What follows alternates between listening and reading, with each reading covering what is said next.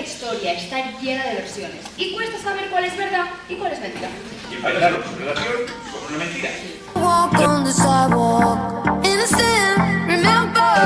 Mamá, de verdad me parece que ya soy lo suficientemente mayor como para saber cuáles son los peligros de internet.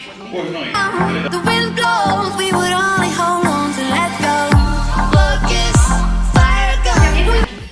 Me dijo que se llama Marcelo y lo conocí gracias a este. Siria, perdón, sé que han pasado 2 días, pero aquí donde estoy no me puedo conectar muy a menudo.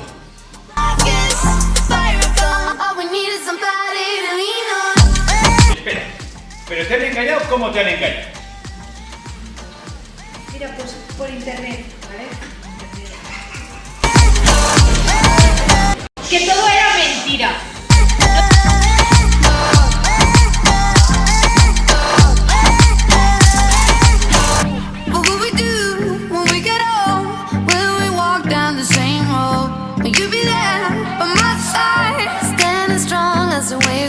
Venga, vamos, caramba, tío. ¡Ven! ¡Eres el mejor!